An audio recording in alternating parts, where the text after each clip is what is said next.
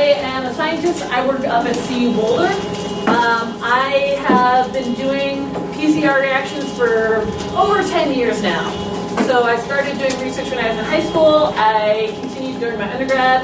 I then went to graduate school, and I am now still doing research up at CU Boulder, and I study photosynthetic bacteria, specifically how their DNA is segregated appropriately in human daughter cells.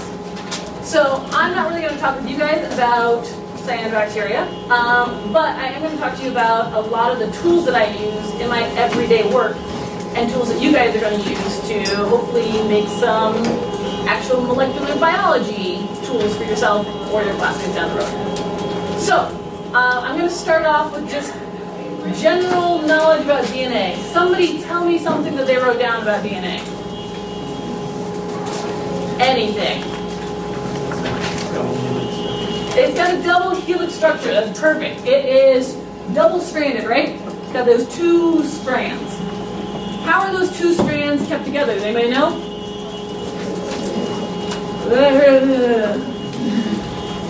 How are they kept together? Base pairs. So there's base pairs. You guys probably can't see over there. I'll try to do on both sides. And then there's something kind of in the middle that holds them together. You guys know what that is? No? You guys? So these are called hydrogen bonds. This is going to be kind of important for what we talk about. And these guys aren't permanent. These guys are pretty flexible, which means that we can break them apart without too much effort. And you guys are going to be doing that today. That's very important for PCR. Now, what about what DNA is made up of? I heard somebody saying base pairs. You guys know anything more about base pairs?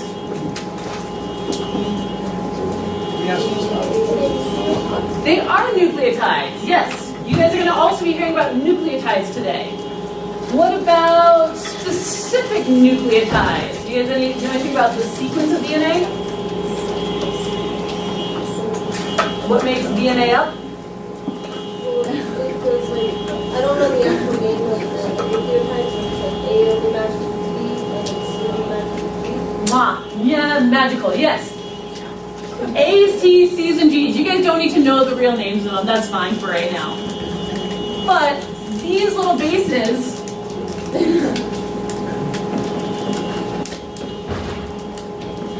these sequences, this is what makes you, you, and me, me. And like my lovely volunteer said, they have to line up, they match up. So A matches with T, always. G matches with C.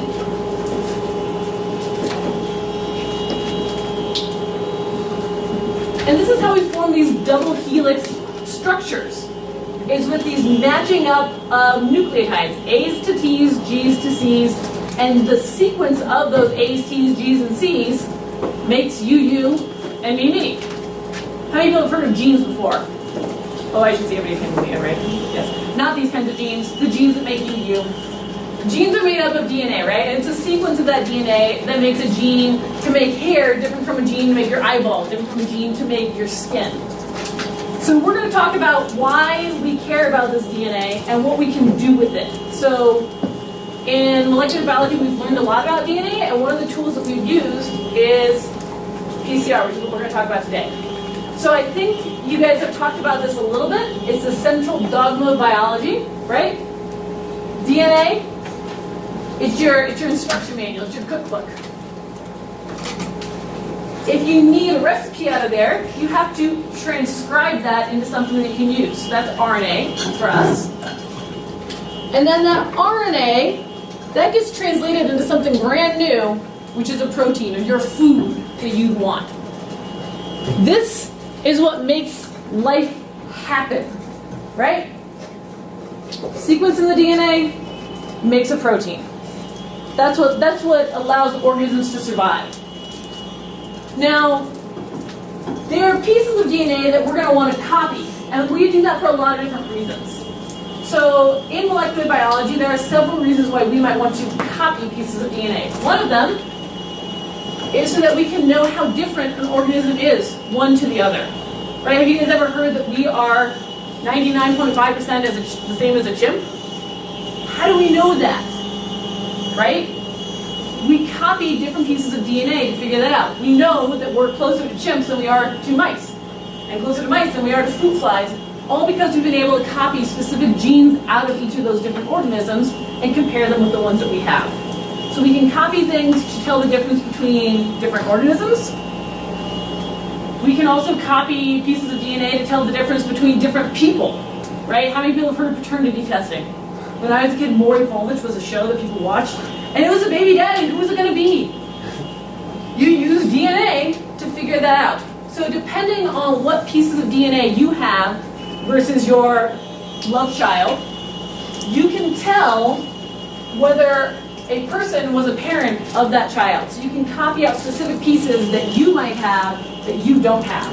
You're the father, congratulations. You are the father. Hey! I'm the father. Something that's really perfect for what I do is taking genes from one organism and putting them into another one. So these little guys down here are jellyfish. These jellyfish are naturally fluorescent. They're green. If you put a blue light into the ocean, you can take these pictures of these beautiful green jellyfish. We have copied just that piece of DNA, just that gene, taken it out of a jellyfish and put it into different things like mice or fish or cats, or for my case bacteria, in your case bacteria. We're actually going to be using this gene for the work that we do with you guys. So you guys are going to have green glowing bacteria. Yeah, it's pretty cool. So we can move things around, but in order to move things around, we have to be able to copy those pieces. And last but not least, everybody talks about the sequence of DNA. We have to be able to copy that DNA before we can make the sequence of it. It's just the way that technology works. So all of these things that people think about when they think about what we know about DNA all rely on our ability to copy it. And the technology that we use to copy it is called polymerase chain reaction. So PCR. So you guys might hear me saying PCR. This is what I mean. Have you guys talked about replicating DNA in your body? You guys go through biology, you talk about a cell needs to divide, it has to replicate its DNA. Yeah, maybe some people? I don't know if you guys remember or not, but there was an enzyme that was responsible for copying DNA. And it's responsible for copying DNA in every organism, all the way from bacteria up to you and me. And that enzyme is called DNA polymerase, which is why we call it a polymerase chain reaction. So this polymerase, what it does is it takes extra nucleotides. We're going to shorten those to DNTPs. So DNTP is the same thing as a nucleotide. So it takes extra nucleotides and it can basically copy a strand of DNA. Remember, A's always bind to T's, G's always bind to C's. So if we know the sequence of one strand of DNA, this enzyme can copy to the other side. So that's what a polymerase does. The chain reaction part is the part that makes multiple copies of that, and that's what we're going to talk about today, and that's what you guys are going to be doing, I believe, later this week in class, and also with me next week. So, I have a question that has nothing to do with biology. If I were to offer you these two options, $1,000 a day for the next 40 days, or starting with 1 cent today, I will double that amount of money that I give you for 40 days. Which option are you going to take? Somebody, who's going to take option number 1? No, nobody wants $40,000? Okay, well, who wants option number 2? Doubling speed. Doubling speed. Who thinks that these are going to be very close to each other? Who thinks it's going to be very, very, very different? Insanely different. Well, let's take a look. Okay, so option 1, I already gave it away. You make 40,000 bucks. It's not bad, right? That's okay. Option 2, for the first week, it doesn't look great. You end up with $1.28. That's not awesome. Okay, the second week, we're getting up to the hundreds, so we're getting better. The third week, now we're making into the thousands. You made 20,000 at the end of the third week. And if you keep going, by the end of the fourth week, so we're not even talking about 40 days yet, we're just talking about the end of the fourth week, you're up here at beyond $40,000. So by the time that you get done with those 40 days, you have made $5 billion starting from 1 penny. Which one's better? 1 penny, for sure, right? This is the beauty of exponential growth. So I've got a curve here in orange that is basically following that money trend that I gave you. We start at 1 and then go up. This blue one is just linear. It's just adding 1,000 every day. What you guys can see is that very quickly you guys match, and then this orange line, it's just going to keep going up. This is the power of exponential growth. And this is the power that we use when we're copying DNA.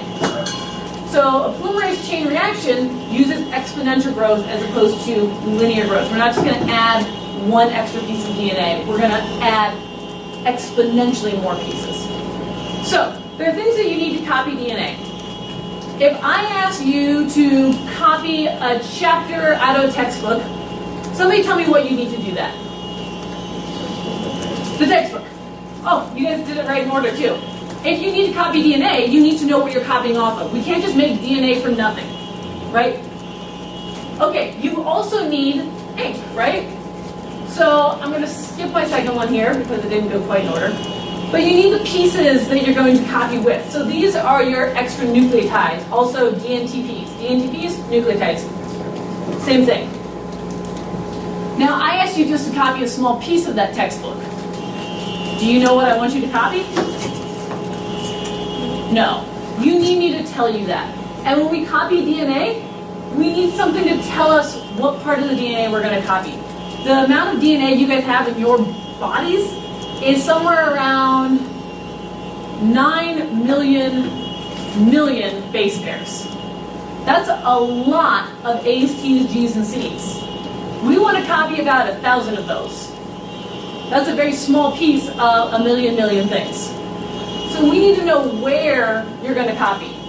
And the thing that tells us what to do that, these are called primers. So primers are short pieces of DNA that line up to something that we already know the sequence of.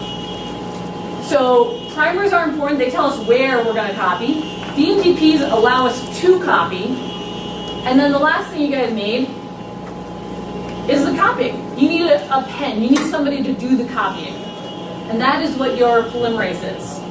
So when we do these polymerase chain reactions, we're going to add all those things together in there. So you're going to have your DNA sample, which is also called a template, what you're going to copy off of. Your primers that are going to tell you what specific part of that template you're going to copy. Your nucleotides. Your polymerase, some stuff to make it all stick together, and then you're going to put it into a PCR tube. Have you guys done anything with PCR tubes yet? No, not yet. Yeah, we have. Okay, you guys are going to be using these a lot, I think, in the coming future.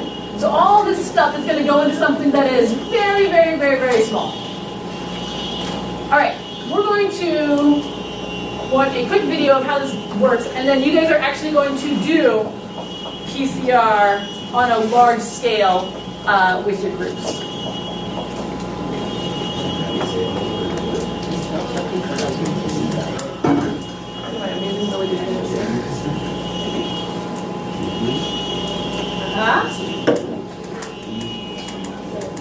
Oh dear. Maybe I can full screen it. I don't know where I went.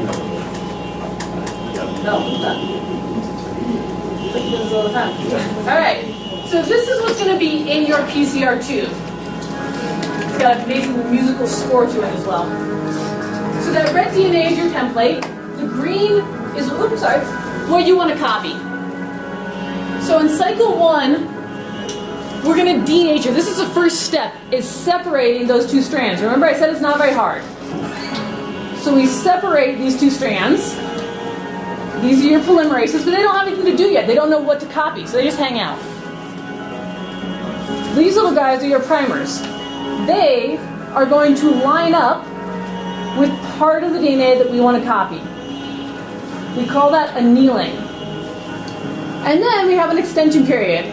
All these little DNTPs, they get used to make a new strand of DNA.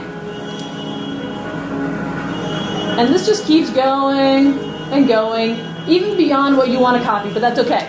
You guys will see why in a couple seconds. So you notice cycle 2.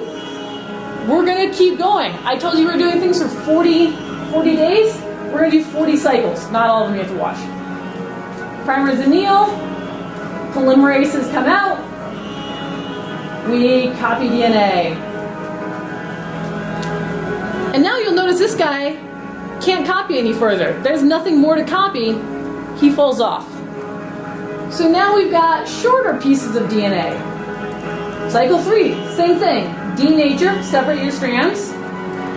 Anneal your primers. Primer, primer, primer, primer, primer, primer. Polymerases come in. And they start copying. Now we've got the piece of DNA that we've actually started to want. If you keep going with this, you'll see what happens. So in cycle 3, we had 2 pieces that were the size we wanted. Cycle 4, we have 8.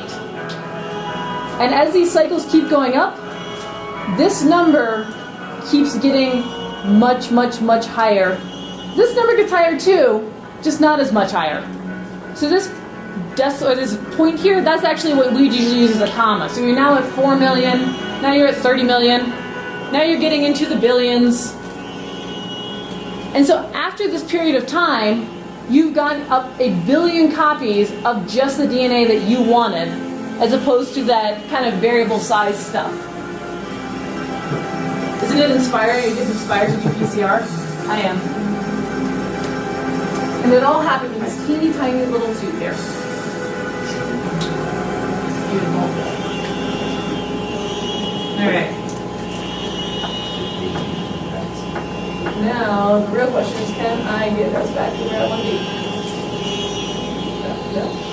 Yes?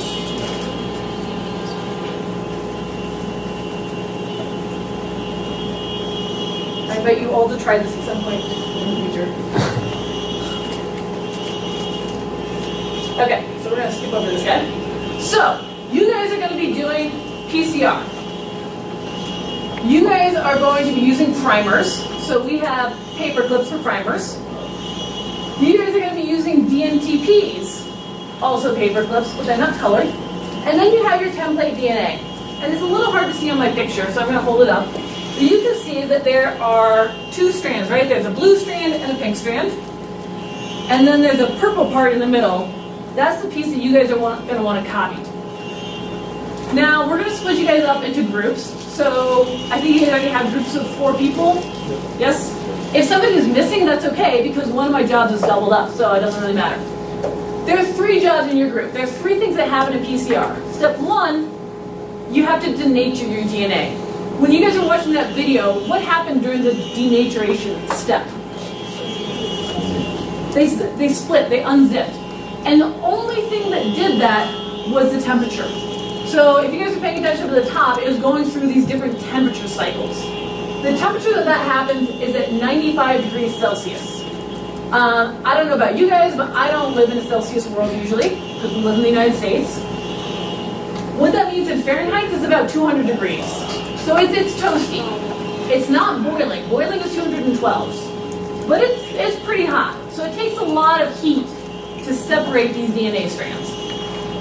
So in order to then put things back on the DNA, you have to lower the temperature. So that's what this annealer is going to do. In that video, do you remember what was happening when things were being annealed? Now, yes? I hear something very quiet. Maybe? When the primers. It was when the primers were being added. So these primers are going to get annealed to your denatured DNA. I gotta bring those back, yeah. And I'm going to give you some rules for what your annealer can and can't do, because this is very specific on where these primers go. If you guys notice in that video, they're only going to specific places every single time. And the last job is going to be the polymerase. And we're going to have 2 polymerases for every group that has 4 people. If you only have 3, you're only going to have 1 polymerase. So your job as a polymerase is to do what? What does the polymerase do? DNTPs. Add DNTPs. You make more DNA.